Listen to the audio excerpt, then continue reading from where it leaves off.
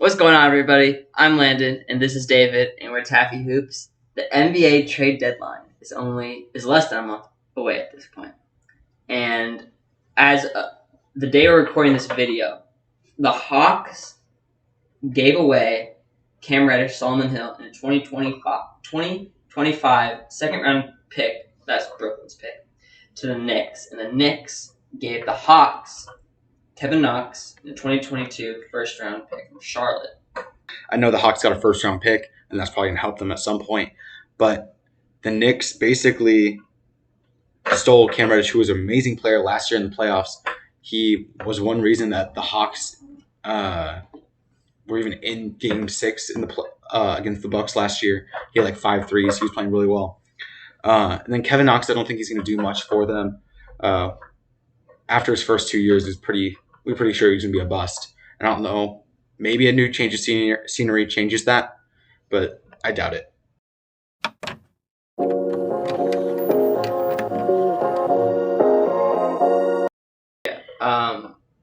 Again, not a huge trade. Little changes make a big difference, but trust me, we know as Pacers fans.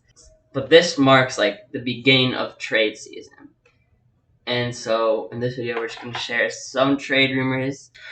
So one player that we've been talking about like all year, and I'm kind of sick of talking about him, it's Ben Simmons.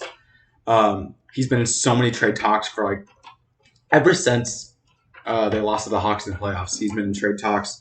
There are a few teams that are looking for him. The Hawks want him, Kings want him, Blazers want him, Timberwolves want him, Lakers want him, but the Sixers won't take Russell Westbrook, so that's probably dead. Yeah. All those teams could benefit from Simmons. Simmons isn't doing anything in Philly, so the Sixers just want to move on from him as quickly as possible while getting good assets back. So it's kind of a difficult situation for Philly. What do you have to say? It is so crazy to me. Like, I honestly forget about Ben Simmons at this point. Yeah. Like, I kind of forgot about Kyrie Irving, even though he's like started to play again. But like, and I forgot about Ben Simmons, and like it was just last night where I think I was in the shower, and like that's just like when you're just like, you know, your mind is just thinking random stuff, and I was just like, Ben Simmons has just not played an NBA game this season, and like just because again, mental health might be part of it, and I hate when mental health is involved because you can't. It's hard to say stuff against it, but like he's just not playing an NBA. He just hasn't played this season, which is kind of funny to me. But also, it's just a situation I'm sick of talking about. But yeah, all those teams seem interested to trade to get Ben Simmons. But also, Philly wants a superstar talent back, and not many teams are willing to give up a superstar talent for Ben Simmons. Mm-hmm. Additionally, with the 76ers and trading Ben Simmons, they also want to pair him with Tobias Harris, which is interesting to me. Tobias, that is what's their contract together? Yeah, so adding up their contracts, it's about $64 million in the trade. So that means the team that's getting them either has to have a lot of salary cap, or they're going to have to trade like a bunch of random contracts to them.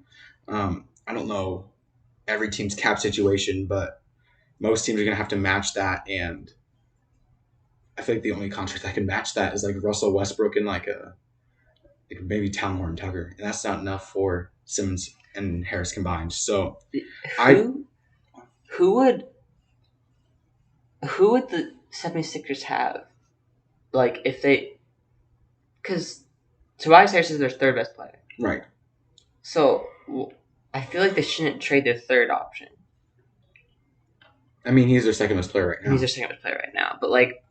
If they trade Ben Simmons, then they're looking for a second option for Ben Simmons, and so I feel like then they just have a first and second option, and you can't. It's hard to be a championship team without a third option. Right. I don't get why they're doing it at all. Yeah, it seems weird. And then also, on the news of the Hawks looking for Ben Simmons, a possible trade could be John Collins for Ben Simmons. It's an interesting trade. It's kind of ironic if Ben Simmons goes to the Hawks, the team he like fears the most. Mm-hmm. But yeah, like I think John Collins, he's always had chemistry issues in Atlanta, and so maybe it changed, and he'd be a pretty good fit for Sixers. He can play in the perimeter and in the post when Embiid's not there. So he's pretty flexible compared to Ben Simmons. I don't know if he's as talented as Ben Simmons, but he'd fit a lot better on the Sixers. Yeah. And Simmons, I mean, again, Sixers just trying to get rid of him, and I mean, I guess he'd do okay. He'd do good in Atlanta, I think. My only concern is his playing with Capella. Yeah, that's not a shooting. And then when you have trades, yeah. So yeah, that would be you have to see how that plays out. Like I feel like on paper it definitely doesn't look good, but maybe it would play out well. Right. And then also the Hawks have recently said they are willing to trade everyone on their roster except Trae Young and Clint Capella, which is interesting to me that they put Clint Capella on an untouchable list. Yeah. But I mean, kind of makes sense. He's played pretty well this year. He's been a great lob threat. I feel like they would want to get people to build around those two players.